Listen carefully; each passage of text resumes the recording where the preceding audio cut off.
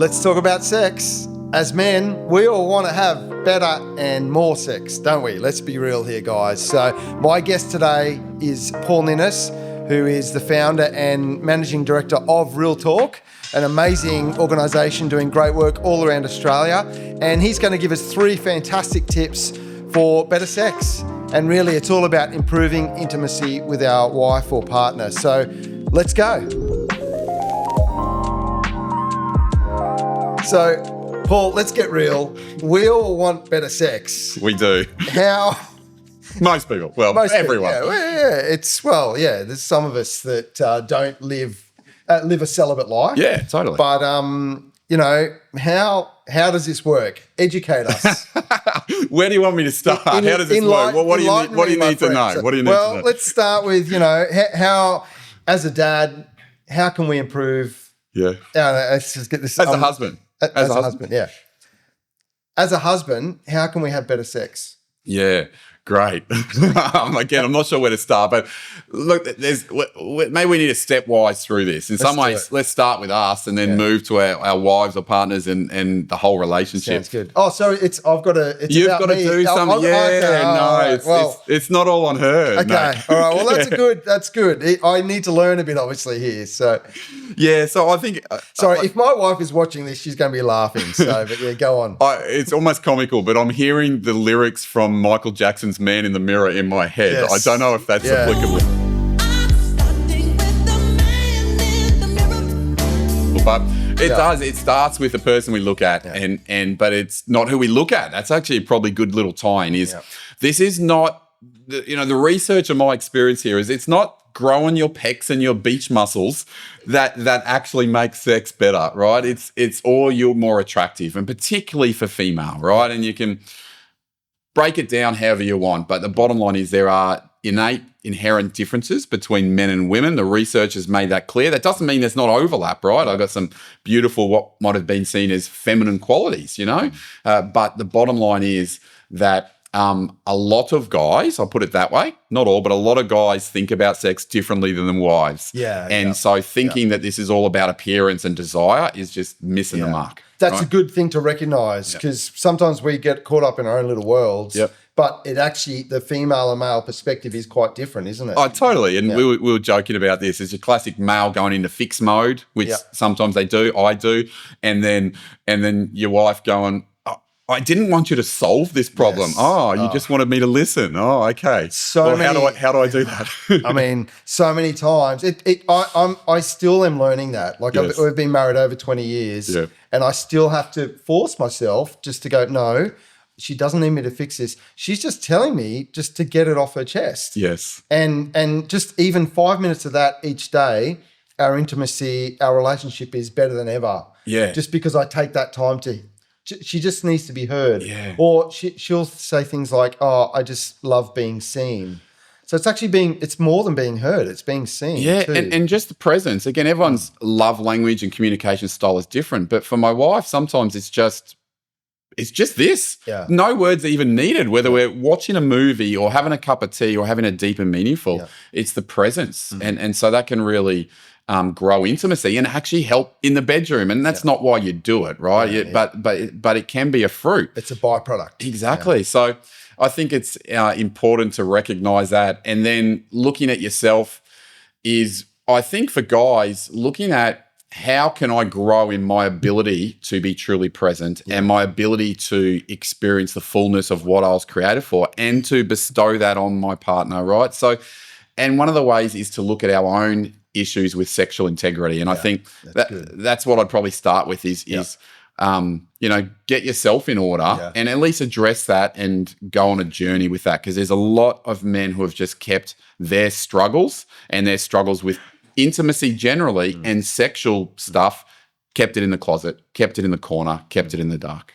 We talked about that on a previous video, but just maybe touch briefly on, how porn in particular, but I would say, that those issues of lust, there's different words to describe it, but how can that affect our intimacy? Maybe just give us an overview of that. Just so we can understand that. Yeah, great. Well, I created this program called Stout Hearted, which is about being men of sexual integrity, and it addresses lots of things, right? Everything from, I suppose, expanding your knowledge of self, your psychology, the deeper, rich issues of what we were created for as men and women, and sex and marriage and all that sort of stuff. But a big part of it is actually addressing those dark and hidden places in people's lives. And the biggest one in recent generations has been pornography, right? Now, it's not just that.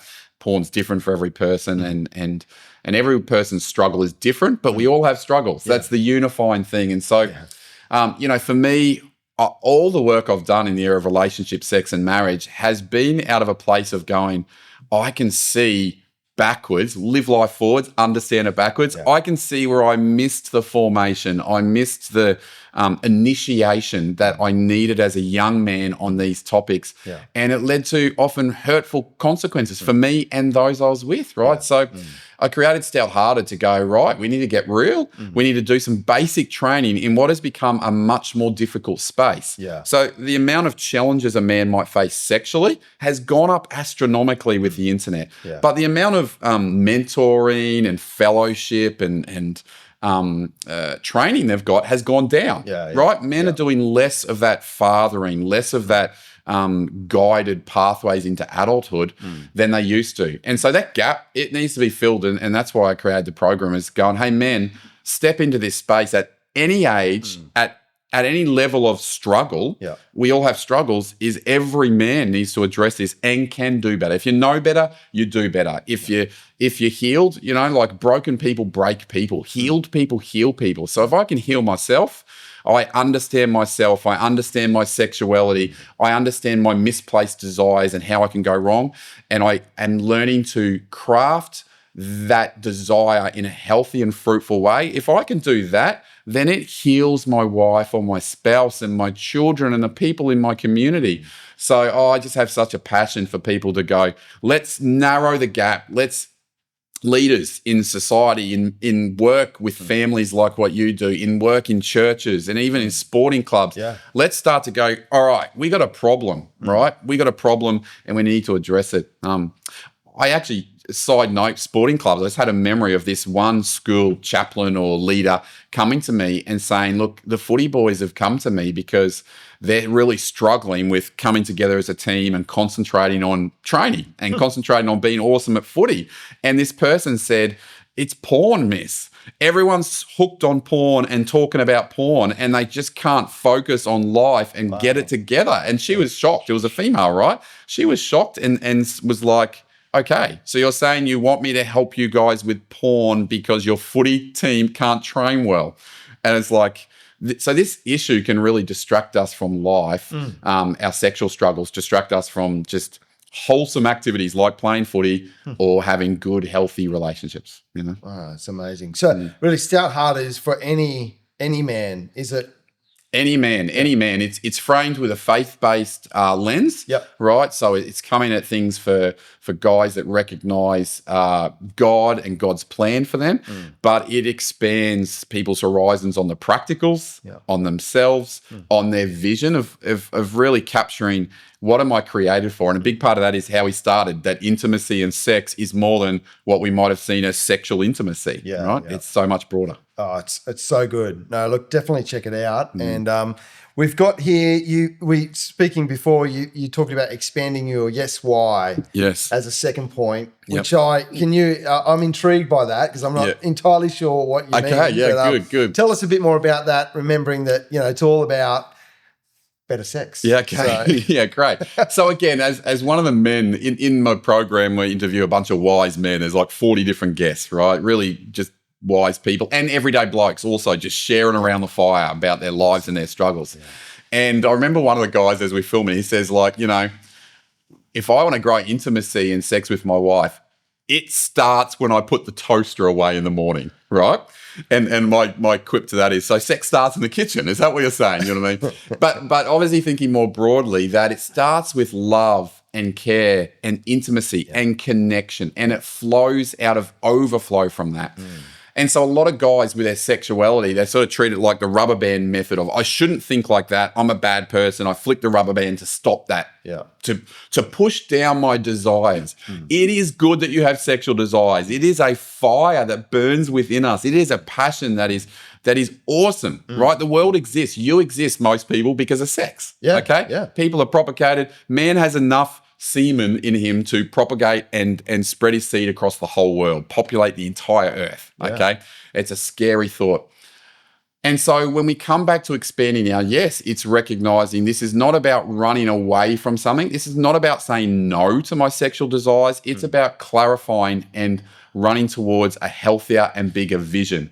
So it's like, if I can love my wife and be a great husband where my wife is feeling safe, safe to be vulnerable, safe to share of her hurts and her deepest things. If I can create that environment, we're going to have intimacy at next level, and that is embodied in sex, right? So sex becomes the body language of, say, in marriage.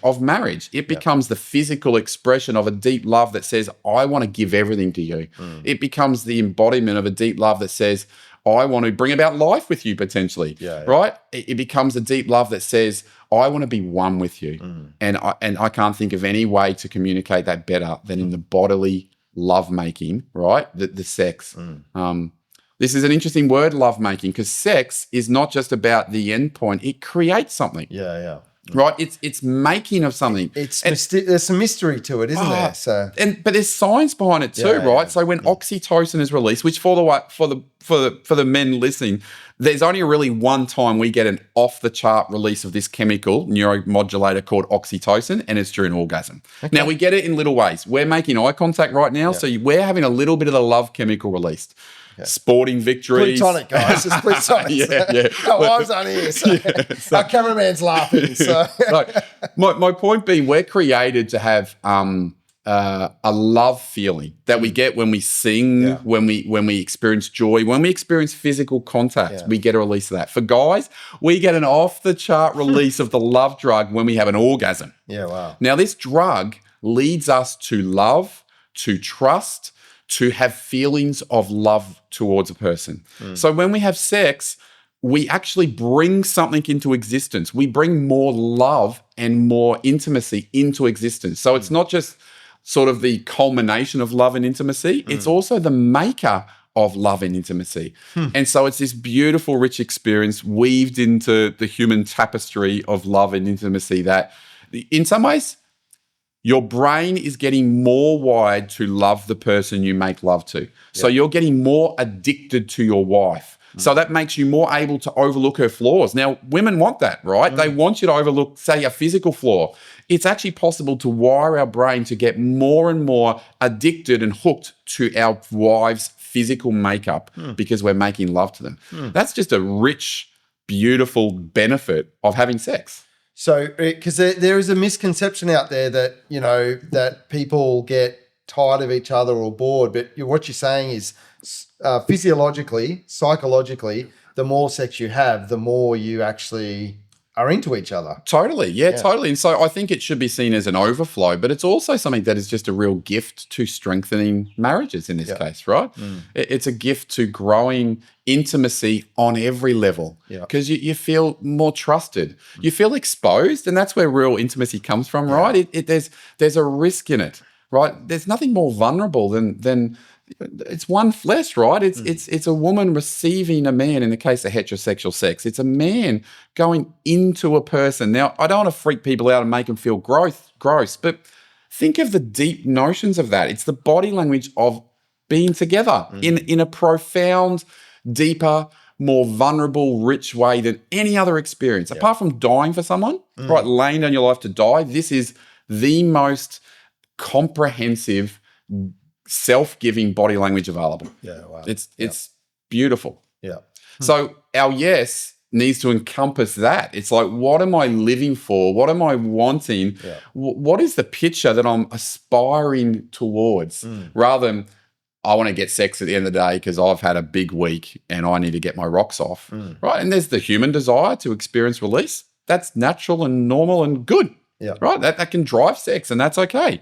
But out of control. That takes men down a dark path of control, of abuse, of domination, and that's not what true intimacy is about. It's about saying, I know you, I receive you, and I love you. And when you get to that place in marriage or sexual intimacy, it's so beautiful. Yeah, no, it is. That's fantastic. I wrote down here a third point was then that leading into seeing.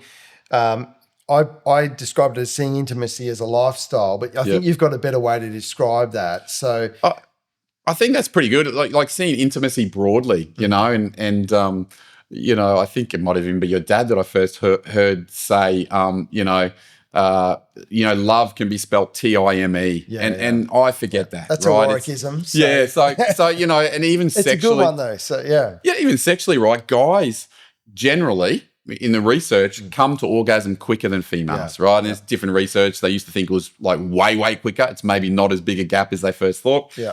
So a guy that is caring physically, even if we just look at physically of their wife, is going to allow enough time for arousal and desire to build in her, which is why I said earlier, you know, this man said sex begins in the kitchen. When I put the, you know, is sometimes the feelings of love, the feelings of appreciation, the feelings of safeness take hours. But even just from a physiological arousal, I teach a lot of men, it sounds funny, but I teach a lot of young men how to experience great sex in their marriage. And they come to me before they get married, particularly guys that have done it the traditional way of not living together and things like that, and come to me for advice. And one of the things I say practically is, if you want your wife to experience pleasure, orgasm in sex, allow yourself at least a half an hour from the initial kind of physical touch or initiation to that, because for a lot of women, that's how long they take. So if you're thinking, wham, bam, thank you, man, we got 10 minutes, you might get pleasure, right? But you want your wife to love sex as well, and you want your a caring person wants the other to experience pleasure, right? And there's practicals. But I think the time thing is more about going, hey, let me hear my wife's heart. Let's do quality time. Let's do physical touch. Let's do acts of service.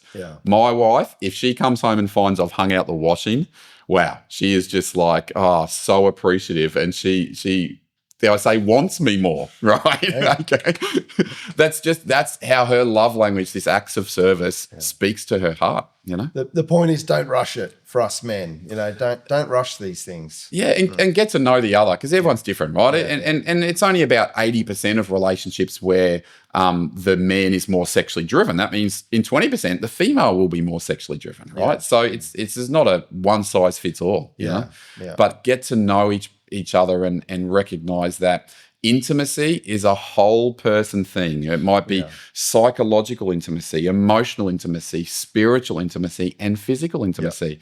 When we see all those areas and we're meeting in all those areas, it brings about a big fire, right? A big fire of intimacy and arousal. Often, you know, the desire grows. So when you see someone having a desire that grows from just, oh, I think you look good, right? It's a next level desire, a next level intimacy, and that's all part of next level loving. You know? There's some fantastic food for thought there. Thank you so much. How can people find out more about Stout Hearted? Yeah, great. If they just go to stouthearted.com, and it's, as I said, it's a program that can be done as groups. It can be done as a weekend, and it can be done as an individual where people can go on a journey of sexual intimacy, particularly looking at their side of the picture, but it also expands their heart, heals them, and allows them to just give a bigger yes. Awesome. That's great. Well, make sure you check that out. And mate, thanks again for your time. So good. Thanks, mate. Thank you.